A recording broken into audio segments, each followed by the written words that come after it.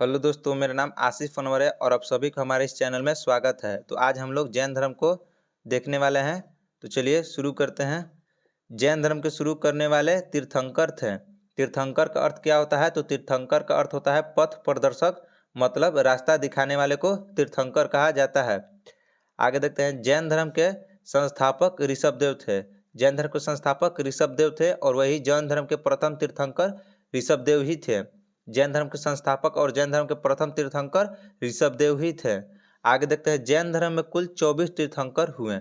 जैन धर्म में कितने तीर्थंकर हुए? तो कुल 24 तीर्थंकर हुए। आगे देखते हैं। जो जैन धर्म के जो प्रथम तीर्थंकर थे ऋषभदेव, और जो 22वें तीर्थंकर थे अरिष्टनेमी, उनका उल्लेख है जो ऋग्वेद में भी मिलता है।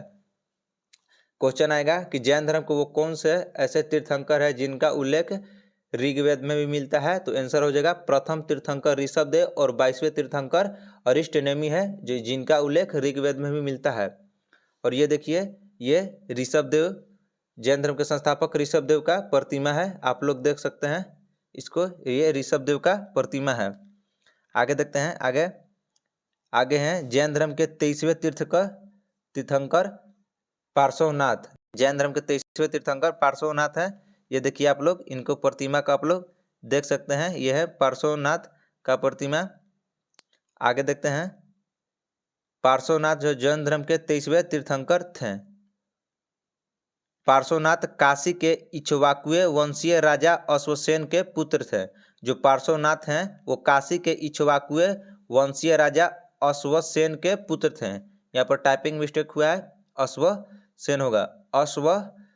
अश्वसेन के पुत्र थे पार्श्वनाथ।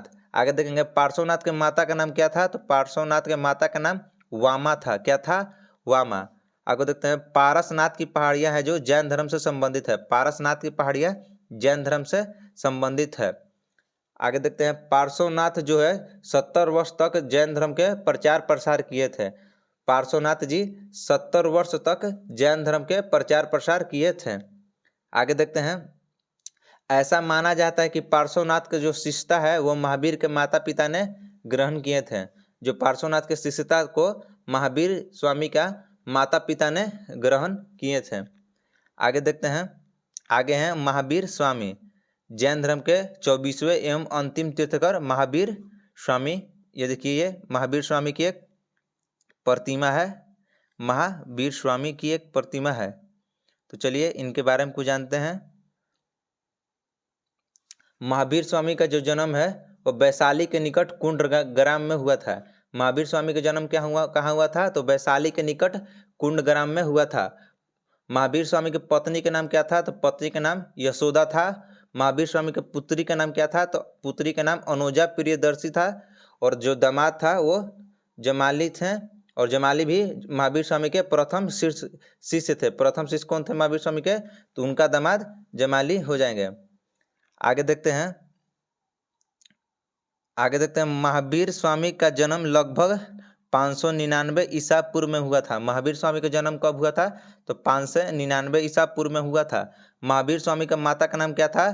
तो त्रिशला था। महावीर स्वामी के माता का नाम त्रिशला था, जो कि वैशाली के लिच्छवी गणराज के प्रमुख चेटक की बहन थी। जो महावीर स्वामी की माता जो थी त्रिशला, वो वैशाली के लिच्छवी गणराज के प्रमुख शासक चेटक की बहन थी। और जो महावीर स्वामी के पिता थे सिद्धार्थ नाम था। महावीर स्वामी के पिता का नाम सिद्धार्थ था, जो कि ज्ञात्रीय क्षत्रिय संघ के प्रधान थे।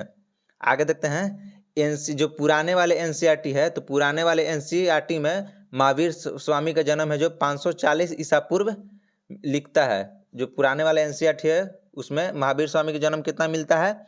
तो 540 ईसा पूर्व मिलता है। लेकिन जो इनका असली में जन्म है वो हो जाएगा 599 ईसा पूर्व। 599 ईसा पूर्व है जो इनका रियल जन्म है।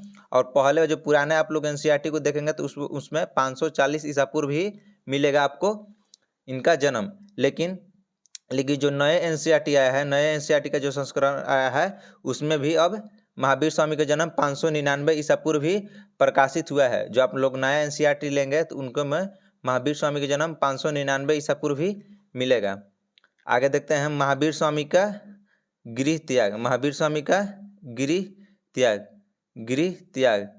महावीर स्वामी ने 30 वर्ष की आयु में अपने बड़े भाई नंदी वर्मन की आज्ञा से जो है गिरी त्याग किए थे। महावीर स्वामी ने 30 वर्ष की आयु में नंदीवर्धन की आज्ञा से गिरी त्याग किए थे। महावीर स्वामी ने अपने वस्त्र है जो मतलब अपना कपड़ा है जो स्वर्ण वालिका नदी में फेंक दिए थे। महावीर स्वामी ने अपना वस्त्र स्वर्ण वालिका नदी में फेंक दिए थे और महावीर स्वामी ने लगभग 13 वर्ष तक अपने शरीर पर कपड़ा पहने थे, उसके बाद नहीं पहने थे। महावीर स्वामी ने किस नदी के किनारे किस नदी में अपना कपड़ा फेंके थे, वस्त्र फेंके थे? तो स्वर्ण वालिका नदी। और महावीर स्वामी ने 13 वर्ष तक अपने शरीर पर वस्त्र धारण किए थे।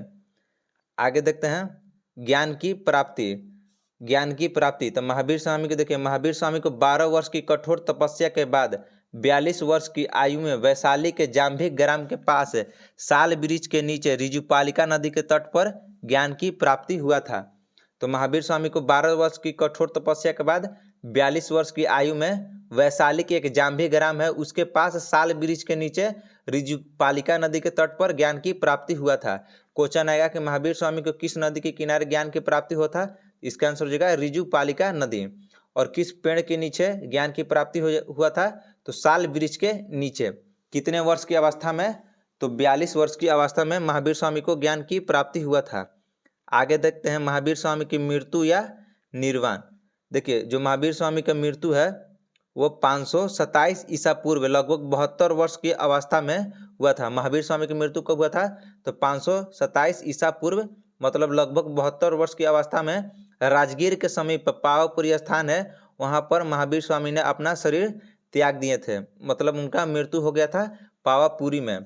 पावापुरी बिहार में है, बिहार में ही महावीर स्वामी का मृत्यु हो गया था।